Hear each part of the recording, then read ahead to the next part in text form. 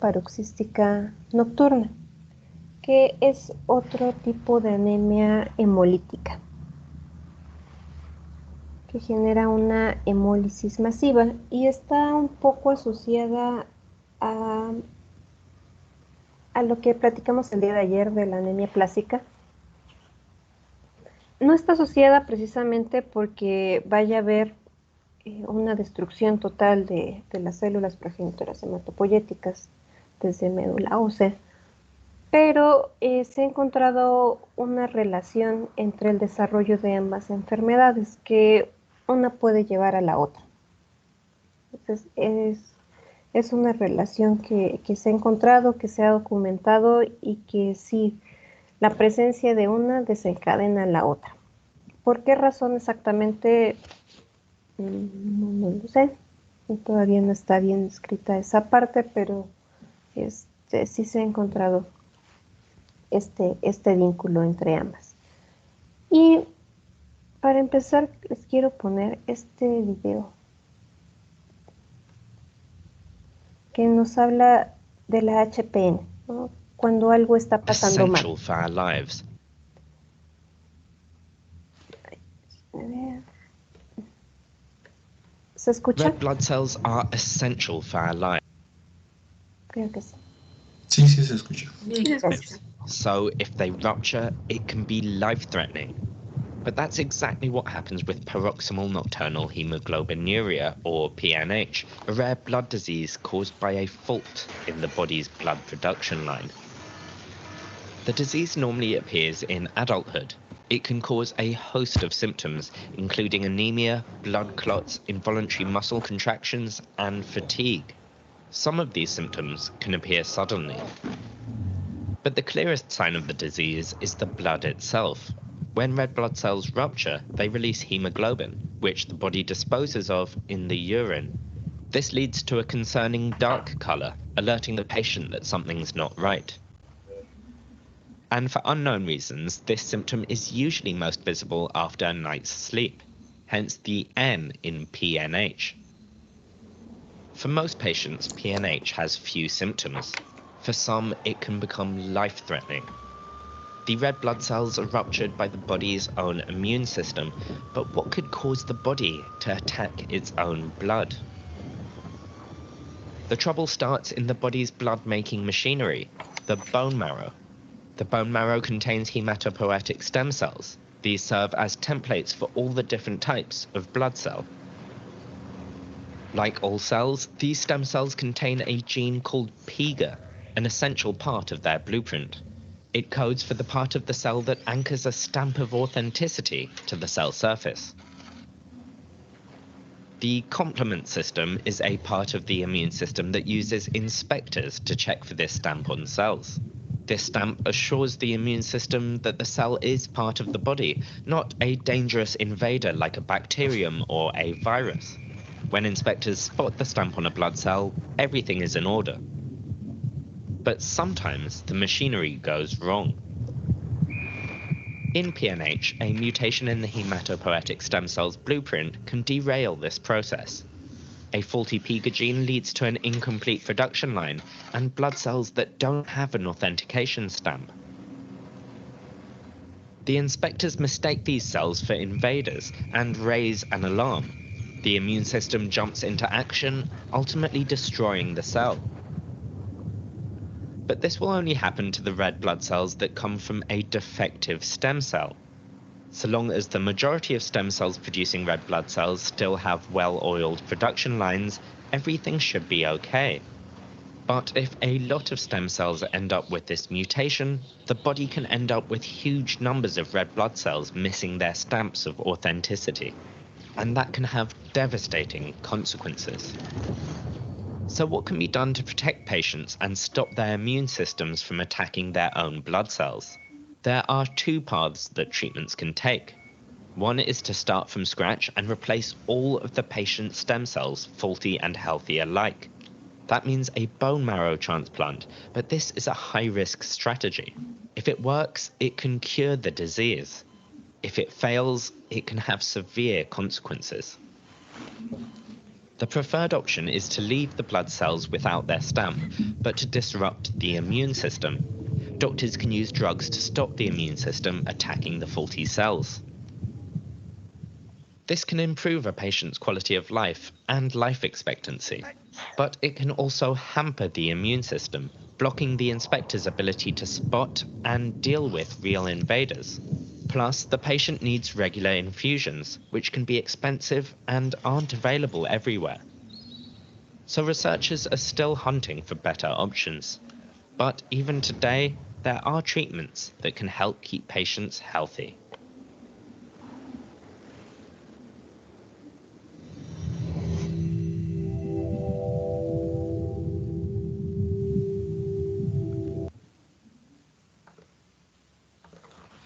Bueno, esta es una breve introducción a lo que veremos el día de hoy. Abarca puntos importantes acerca de la clínica de un paciente con HPN. Sin embargo, hay que ver unos detallitos más acerca de esta patología. Les pongo la presentación. Y para empezar, este nombre de HPN, pues es realmente un nombre un poco erróneo, por así decirlo, un poco engañoso. Porque la parte de nocturna y de paroxística no es tan real y me podrán preguntar, bueno, lo de paroxístico, ¿a qué se refiere exactamente? Bueno, paroxístico es como que ocurre de manera bastante grave, bastante marcada y muy rápida. Y la parte de hemoglobinuria, efectivamente sí hay hemoglobinuria, hemoglobina en orina que se puede detectar en los pacientes. Y lo de nocturno es porque pensaban que únicamente ocurría por las noches, que se podía, que solamente ocurría en las noches y por lo tanto se manifestaba en la mañana, y por las mañanas es donde se veía la hemoglobinuria, derivado de este proceso que aparentemente ocurría por la noche. Algo que ya se descubrió que no es así. Realmente este problema de destrucción de las células ocurre durante todo el día. Sin embargo, no es tan fácil de detectar la hemoglobina en orina, porque durante la mañana hacemos actividades constantes, ingerimos alimento y vamos al baño de manera regular. Por lo tanto, la orina se diluye.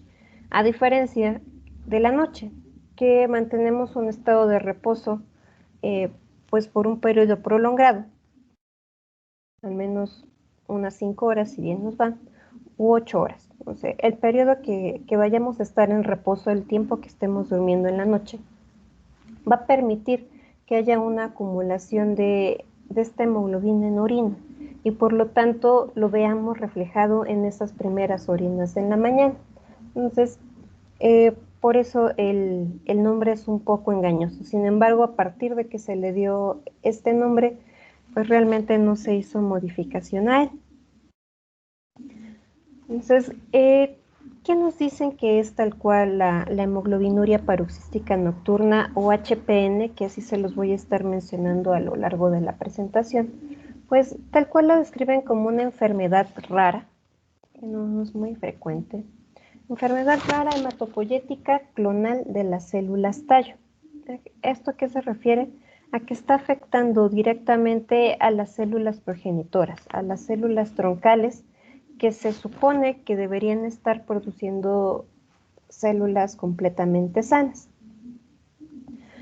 Esta HPN se manifiesta con hemólisis intravascular mediada por complemento, la cual surge espontáneamente o evoluciona de una anemia plástica. Por eso les decía que está relacionado. Esta hemólisis intravascular mediada por complemento es de lo más característico de la enfermedad. Las otras enfermedades o las otras anemias de tipo hemolítico habíamos visto que estaban relacionadas con algún inconveniente de la estructura de la hemoglobina, una proteína integral de membrana, pero en este caso hay una activación de la cascada del complemento, que ya en algún momento probablemente nos mencionaron que este complemento tiene la finalidad de destruir a las células y que se puede activar por vía alterna, por vía clásica o por vía de las lectinas. Entonces, esto pues es lo que está alterado y de manera más directa la activación de la vía alterna del complemento, que finalmente va a llevar a la destrucción celular. ¿Desde cuándo se empezó a ver esta HPN? Bueno, de los primeros registros que se tienen es en 1800 por parte de Gould, el cual reportó que tenía un paciente el cual presentaba hematuria y que empeoraba por la mañana. Entonces, fue una de las razones por las cuales se les dio el nombre de nocturna. Para 1882, Strubing, él encuentra un paciente de 29 años que tenía fatiga, dolor abdominal y presentaba hemoglobinuria severa después de dormir. Entonces, algo más que apuntaba que era nocturno, ¿no? Entonces, la fatiga la puede tener cualquiera, pero es derivada de la anemia, y el dolor abdominal ahorita vamos a ver que también está asociado a este inconveniente de la destrucción celular, porque disminuye la cantidad de óxido nítrico disponible, el cual nos permite hacer la parte de la contracción y distensión del músculo. Entonces, por eso refería dolor abdominal. Y también apuntó a que los eritrocitos se destruyen en la circulación sanguínea. A esto que Stubring describió, Maciej-Makielny le denominó síndrome de Maciej-Makielny, pero en 1925 Enneking le puso el nombre de hemoglobinuria paroxística nocturna, y es el nombre que seguimos viendo a la fecha. Ese vamos a encontrar en español, en inglés y yo creo que en los demás idiomas, porque no se ha cambiado el nombre, pese a que se sabe que lo de paroxístico y nocturno no es tan cierto, o que no ocurre únicamente así. En 1937, Thomas Ham propuso la primera prueba diagnóstica para HPN, la cual se le denominó prueba de Ham y así la seguimos conociendo.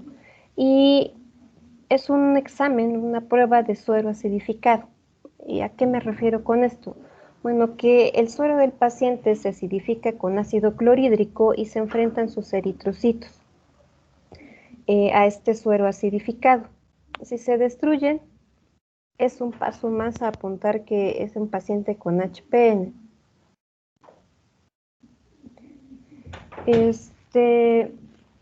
Pero si no se destruyen, pues es un paciente normal. Entonces se necesitan una muestra con...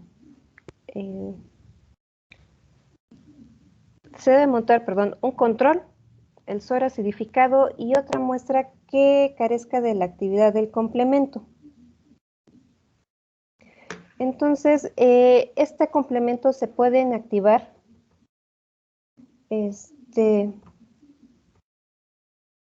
calentando nuestro suero a 56 grados centígrados y de esta manera se va a inactivar el complemento.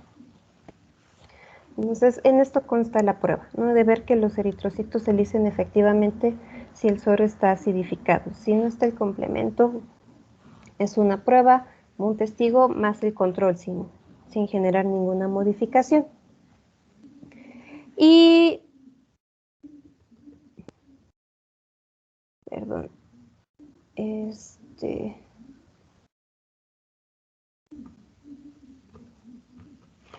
para 1954, la vía alterna de la activación del complemento se vio que era la causa de esta HPN que generaba la destrucción de los eritrocitos. Entonces, ya se vio que este factor del complemento de la vía alterna era el que estaba principalmente indicado en esta situación. Ahora, ¿qué tan frecuente es? Pues esta HPN no es muy usual. Realmente hay un dato estadístico, precisamente no lo tengo, perdón.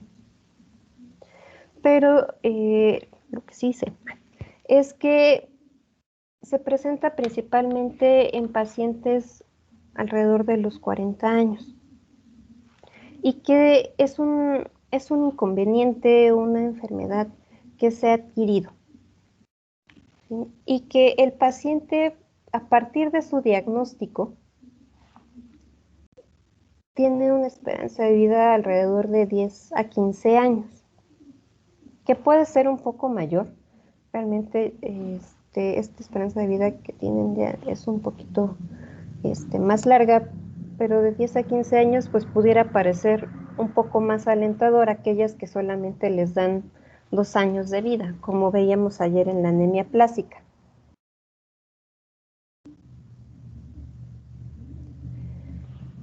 Y la principal causa de muerte de estos pacientes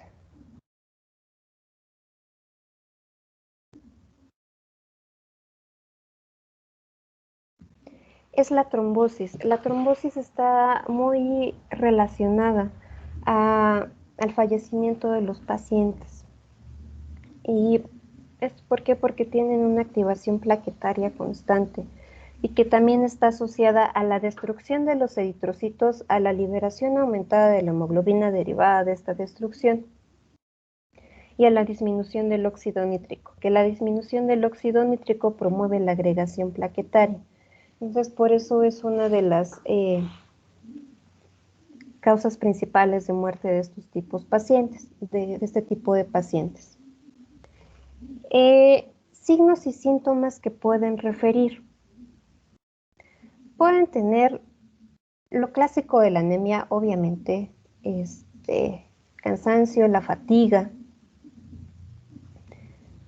Pueden tener disfagia y disnea. ¿Qué es esto de la disfagia? Un problema para poder tragar, para poder ingerir alimentos tanto líquidos como sólidos por esta disfunción del músculo.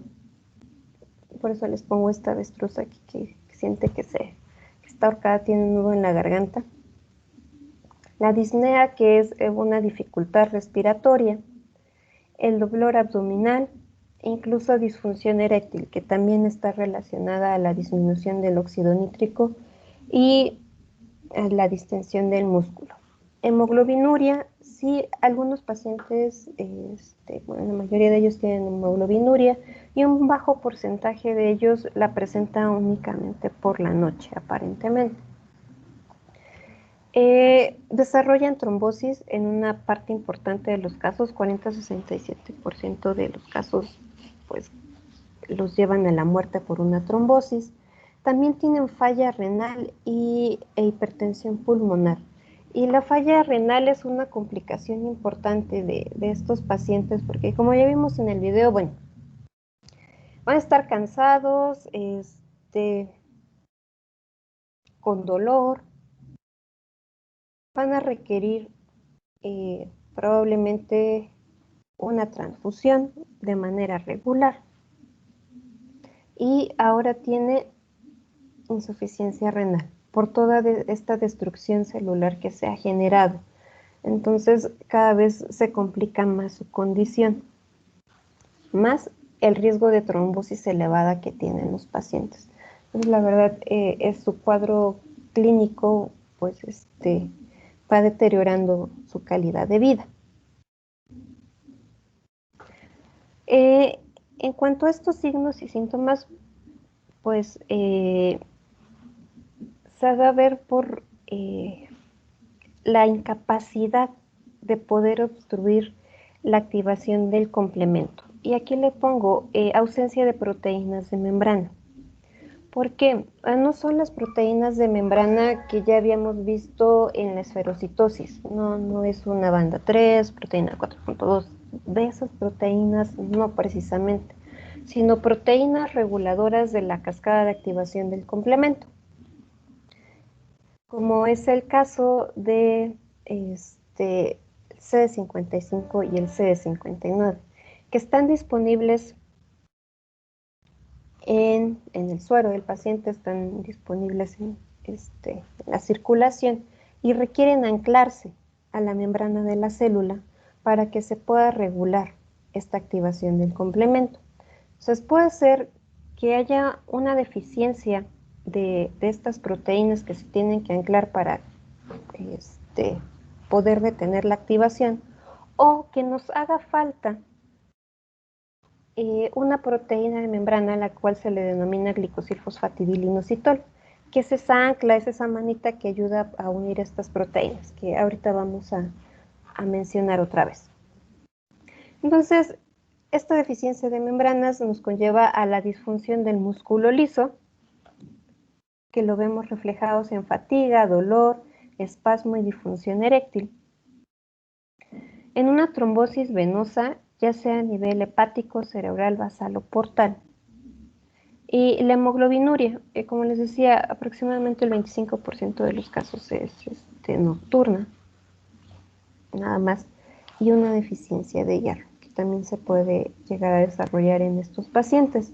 Y muchas veces cuando buscan, ahí ustedes en el Google, ponen en su buscador HPN o hemoglobinuria paroxística nocturna, en imágenes les aparece esto, donde nos muestran el tipo de orina que está teniendo el paciente a lo largo del día, incluso mañanas oscuras y atardeceres amarillos. ¿Por qué? Porque esta, hasta le ponen horario, esta de las 7 de la mañana, que se supondría que es la primera en la mañana, pues vean cómo está color café, incluso a las 9, y empieza a perder la tonalidad. ¿Por qué? Porque esto refleja la destrucción de las células, el montón de hemoglobina presente, ¿sí? Y no es hematuria, porque la hematuria tal cual nos dice presencia de eritrocitos, las células están completas. Aquí no, es hemoglobinuria, se destruyó y solamente está la hemoglobina. Entonces, esto nos indica, aparte de que hay una hemólisis intravascular. Entonces, a todo esto está asociado este tipo de orinas. Y a lo largo del día se va diluyendo, porque tenemos las actividades, ingerimos alimentos, tomamos líquidos y vamos al baño. Entonces, por eso nos ponen este tipo de imágenes para los pacientes con HPN. Ahora, ¿qué pasó en estas células que se están destruyendo por la activación del complemento? Bueno, el inconveniente está, como ya lo veíamos en el video, desde médula ósea. Nuestras células progenitoras hematopoyéticas tienen una alteración. Y esa alteración está en el glicosilfosfatidilinositol, que es una proteína de anclaje para otras proteínas. Es nuestra manita que nos va a ayudar a agarrarlo de la circulación. Entonces, esta proteína que sí se está incrustando en la membrana, no el C55 y el C59, tiene una fracción que permite que se unan este CD55 y CD59, que permiten que si el complemento sea activado, se pueda detener y no llegue a formar el MAC, el complejo de ataque a la membrana. Pero si no está el glicosilfosfatidilinositol, no se van a poder unir estos dos. Y entonces se va a llevar a cabo la destrucción de mi eritrocito. Entonces, este es el inconveniente. El gen que me deja que se pueda producir el glicosilfosfatidilinositol. Y este glicosilfosfatidilinositol está incrustado en la membrana. Y es una molécula bastante grande, es una proteína grandotota, que a la fecha no se ha podido purificar así por completo. Es una molécula bastante compleja, bastante grande. Y de lo que encontré, que estuve revisando de información un poquito más actual, no la han podido purificar por completo, no la han podido aislar, así que quedan así solitita y la purificamos, no ha sido muy posible. Pues, pero sí sabemos, o bueno, no sé si está reportado, que es una molécula de fosfatildilinositol, que es la que se inserta aquí en la bicapa lipídica, y aparte tiene un núcleo glicano, un núcleo de glicano, y ese núcleo de glicano tiene una molécula de N-glucosamina, 3 de manosa, que aquí nos pone manosa, 3 manosas, tienen aquí la glucosamina, y 2 de etanolamina, que aquí no las representa. Está toda esta moleculota grandotota y esta de aquí, pues tiene esto, la manosa, la N-glucosamina, la etanolamina, y aparte pues el fosfatidilinositol, que le permite su anclaje a la membrana. Y todo esto nos va a permitir que pueda jalar algunas proteínas, algunas moléculas para que se queden en la membrana. Y en este caso, que regulen el complemento. Entonces, esas proteínas que van a permitir anclarse gracias al glicosilfosfatidilinositol, como ya se los he mencionado, es el CD55 y el CD59. Que el CD55 también se le denomina factor acelerador de la degradación, o DAF, que a lo mejor le suena conocido. Y este CD55 o DAF se va a encargar de bloquear la activación del complemento a nivel de C3, C3 convertasa, que aquí es un punto crítico en la activación del complemento, porque a partir de C3 difícilmente hay vuelta atrás en el complemento. Y si a lo mejor no entró en acción el CD55, tiene una oportunidad más la célula para poder sobrevivir. Y esa oportunidad se la brinda el CD59, que va a prevenir la formación del complejo de ataque a la membrana, o el MAC. No se agrega el C9, que es el último paso para que se forme el poro y se destruya la célula por el ingreso de agua hacia el interior de la célula. Entonces es una segunda oportunidad. Sin embargo, si no hay GPI, glicosilfosfatidilinositol, no se va a poder prevenir la activación del complemento, ¿no? Entonces, esa activación espontánea que pudiera tener no se va a poder regular y se va a mantener constante. Entonces, la destrucción es a lo largo del día, porque no tenemos algo que le diga, espérate, hasta aquí. Entonces, ven, aquí ya se estaría formando el MAC, el complejo de ataque a la membrana, por la agregación del C9. Pero el CD59 pudiera interferir aquí y decir, bueno, ya no se forma y rescatamos a la célula. Desafortunadamente no ocurre. Entonces vean, mi eritrocito, la membrana debería tener este GPI para que se ancle el CD59, no lo hay, forma el poro en la membrana. Y ven esta imagen de microscopía electrónica, me gusta mucho, se ve muy bonita, pues se le ven ahí todos los hoyos que tiene, y no es que se le haga uno o dos por ahí aislados a la célula, realmente se forman varios para que finalmente se destruya. Bueno, esto es lo mismo de la formación del MAC. Esto mediado por la vía clásica del complemento, no es precisamente la alterna. Y quisiera preguntarles si ustedes saben cuál es el número de la bestia, ya que en cosas de destrucción andamos. 666. 666. Pues no, ahora se van a aprender un número nuevo de la bestia, porque ese es el que usualmente nos dicen y conocemos, ¿verdad? Obviamente.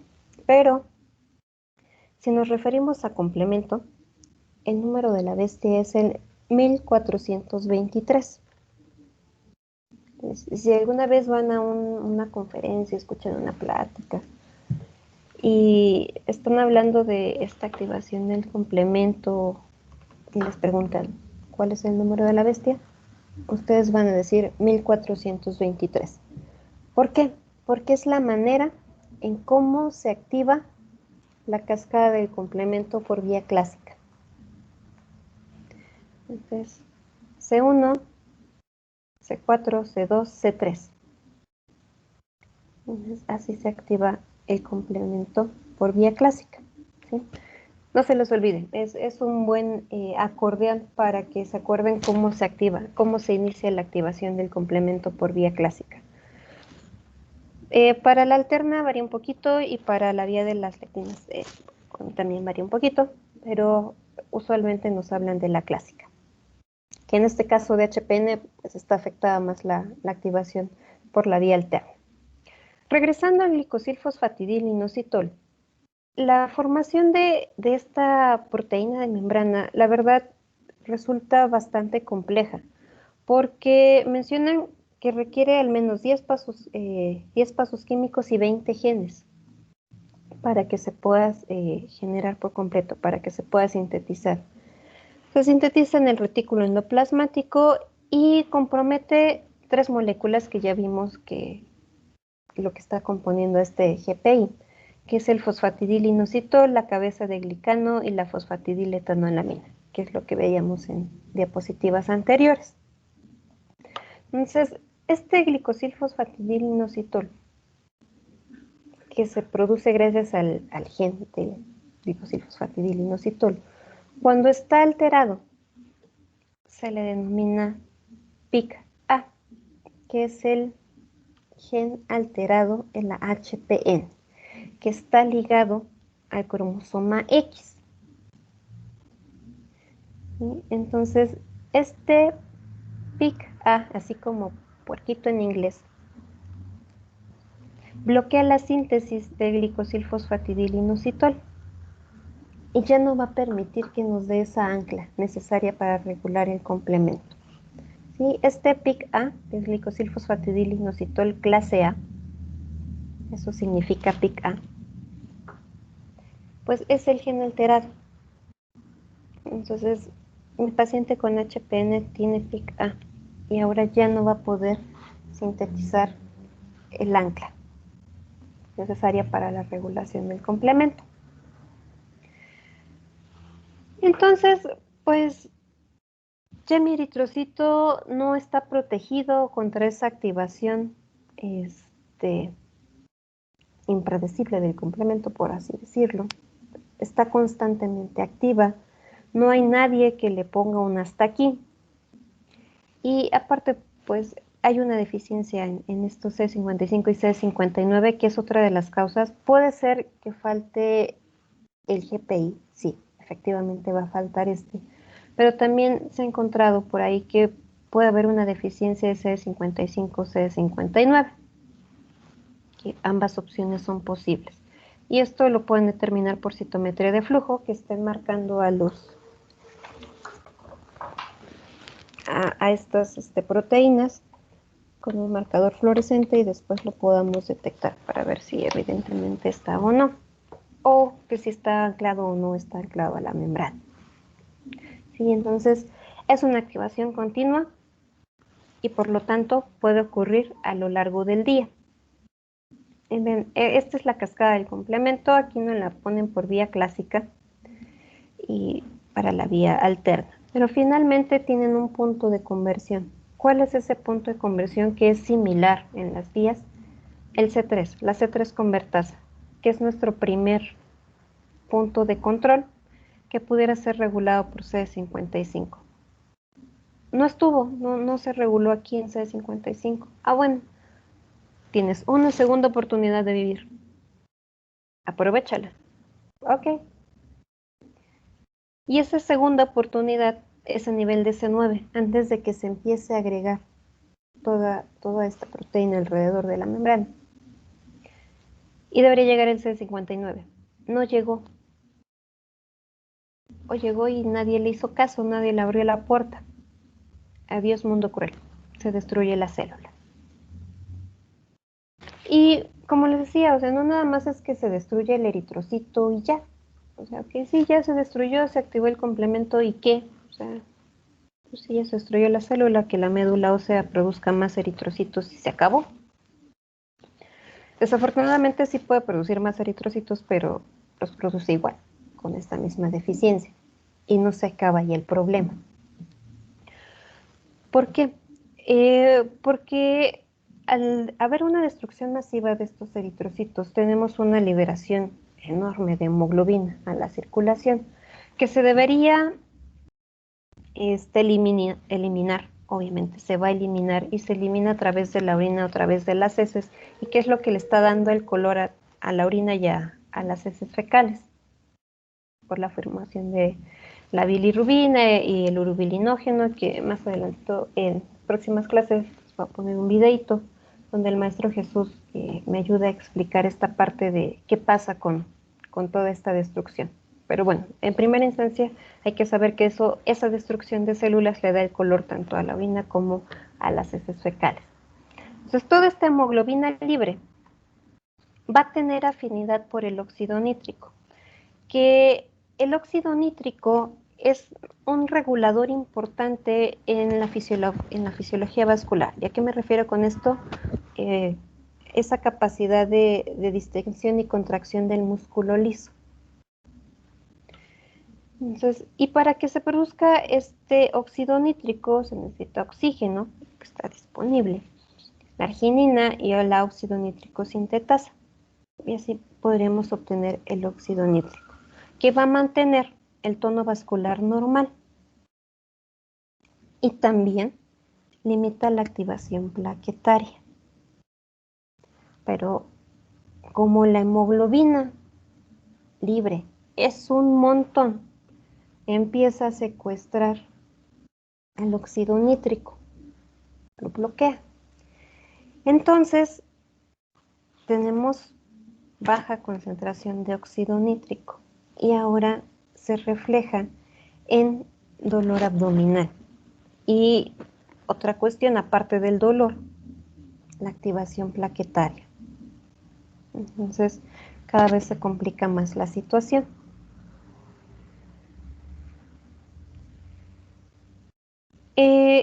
Cuando se lleva esta destrucción, pues él les mencionaba, tenemos un montón de hemoglobina libre y aparte se degrada la arginina, que también necesitamos un poco para que se vuelva a producir óxido nítrico. Entonces, pues es un círculo vicioso. Y ya ahí vemos reflejados las manifestaciones que les comentaba. El dolor, aparte del espasmo y este problema de la disfunción eréctil, el problema para tragar, el problema respiratorio y la trombosis, ¿no?, que están asociados pues a esta falta de óxido nítrico. La cuestión de la trombosis venosa en la HPN, que ocurre en venas importantes como son las hepáticas, portales, basales, mesentéricas y cerebrales, pues ese mecanismo en cómo se está generando la trombosis no está completamente descrito. Sí lo han asociado a esta deficiencia de glicosilfosfatidilinositol, obviamente por la disminución del óxido nítrico, pero también juega un papel importante la cuestión multifactorial, que por esa razón no se ha podido dar un mecanismo certero de cómo está ocurriendo esta trombosis venosa en un paciente con HPN. Entonces, lo único de lo que sí se está seguro, de lo que es más certero, es que por la falta del óxido nítrico, las plaquetas como que se enojan, se molestan, no están a gusto y se empiezan a agregar, se adhieren y por lo tanto se acelera la formación del coágulo. Y, bueno, tengo un videito, pero no se los voy a poner porque si no, no nos va a dar tiempo de acabar la clase. Se los pongo en la plataforma. Esos videos que les voy a poner es el primero que vimos, pero también hay otro de una cuestión asociada a esta agregación plaquetaria. También otro de cómo se activan las cascadas del complemento por vía clásica, por vía alterna y por la vía de las lectinas, por si alguna vez en la vida se quieren acordar. Y la prueba de Ham, también se las voy a poner. El video no está ni en inglés, ni en español, ni en portugués, es un idioma que no tengo ni la menor idea, son letras un poco extrañas, pero nos da el procedimiento, entonces es bastante claro en el procedimiento. Se los voy a poner aquí en la plataforma para que los consulten posteriormente. Tratamiento. ¿Qué tratamiento le pueden dar a los pacientes con hemoglobinuria paroxística nocturna? Va desde el ácido fólico en pacientes que tienen síntomas mínimos. El ácido fólico ya sabemos que nos ayuda a mantener la regeneración celular. Entonces, por eso les dan el ácido fólico. Tenemos una destrucción importante, entonces pues te vamos a echar la manita para que mantengas la regeneración celular. Les pueden dar corticosteroides, los famosos esteroides, que pues es un problema de inmunidad, en estas cuestiones inmunológicas. La parte del complemento entra en esta clasificación de la regulación inmunológica. Entonces, con esto se espera que se disminuya esa activación de la cascada del complemento. Sin embargo, el uso de los esteroides no debe ser por tiempos prolongados.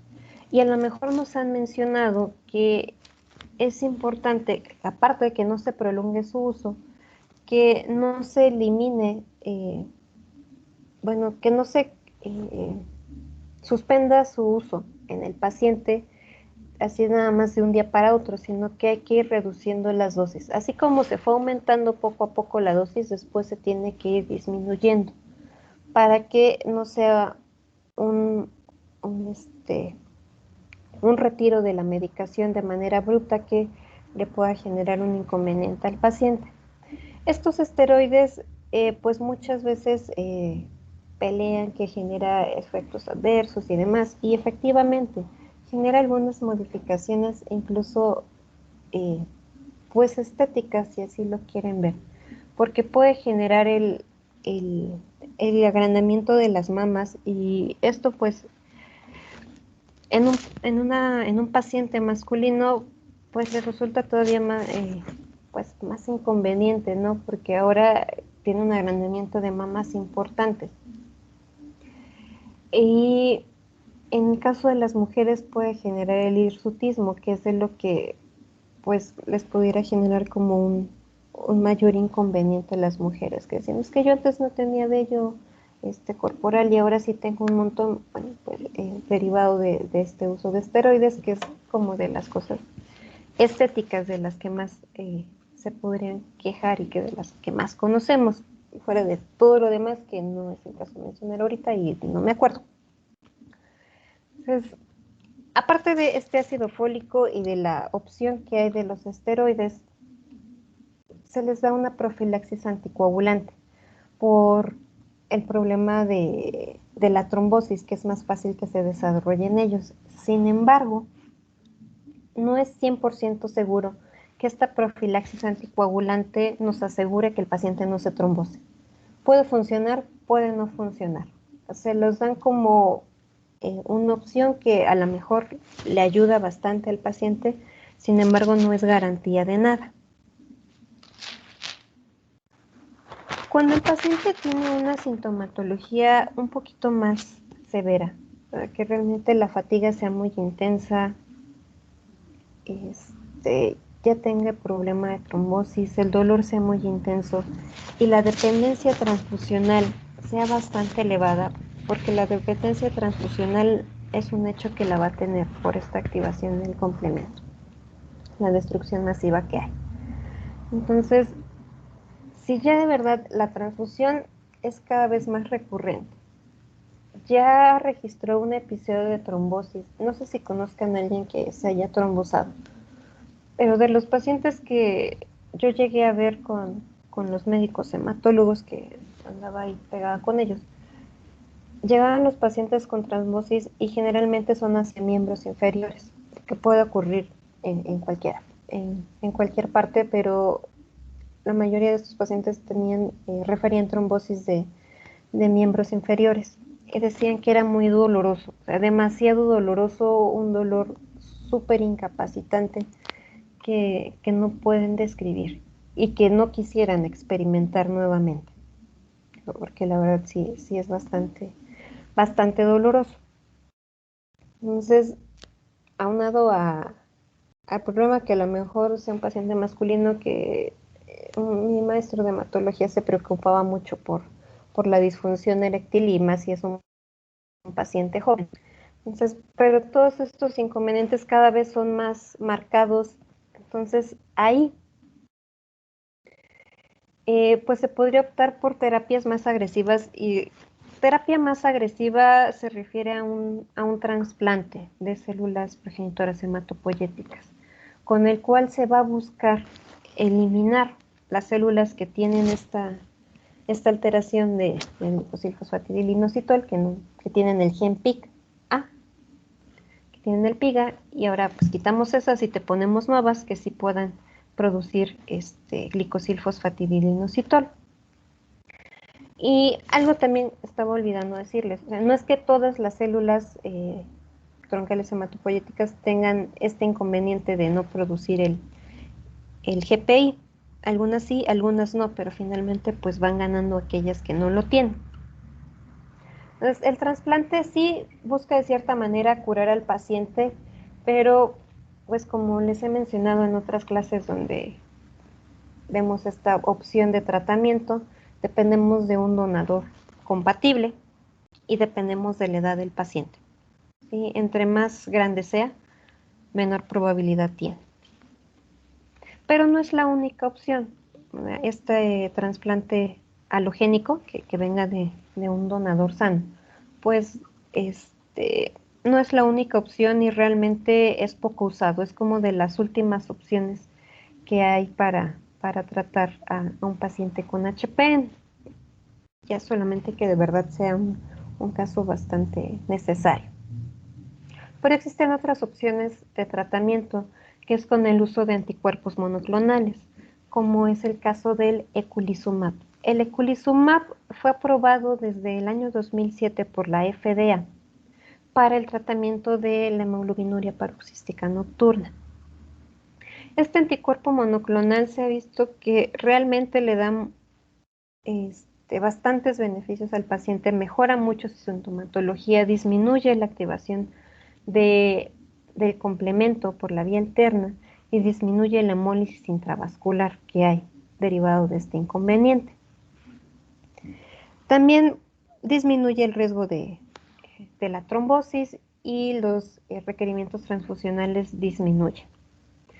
Este es eculizumab, este anticuerpo monoclonal, no va a actuar ni a nivel de C3 ni a nivel de C9, que son nuestros puntos normales de regulación del complemento, sino que va a actuar a nivel de C5, que independientemente de la vía de activación del complemento, pues tenemos C3 y finalmente el MAC. Pero en ese proceso tenemos al C5, una de las proteínas que va a estar involucradas en esta cascada del complemento. Y justamente aquí es donde actúa el eculizumab. Ahí se va a unir este anticuerpo monoclonal y sí ayuda a que esta agregación del complemento no se lleve a cabo. Entonces, se unen C5 y ya, salvamos a la célula. Esta sería la cuestión normal de la activación del complemento regulada por a nivel de C3 y C9, por C55 y C59. Un paciente con HPN que no se pudo regular y finalmente se destruyó. Y este es un paciente con eculizumab, que sí, ya le dieron su anticuerpo monoclonal, se pegó a C5, ya no se formó el complejo de ataque a la membrana, no se destruyó por esa lisis normal que debería ocurrir. Ya no hay hemólisis intravascular que se lleva a cabo en la circulación sanguínea, pero tiene un inconveniente. Aparte de que aquí les pongo que la desventaja es que es bastante costoso, y que representaba un gasto de 300,000 pesos al año. Bueno, creo que eran dólares, la verdad. No todos los pacientes tienen este dinero para poder tratarse, de que es de por vida. No es el único inconveniente que tiene. A lo mejor el paciente sí está muy millonario, o tiene un muy buen seguro médico, o por azares del destino sí está dentro de los tratamientos que le puede ofrecer su institución pública de salud y se lo dan. Bueno, ya disminuimos la hemólisis intravascular, ya salvamos a la célula.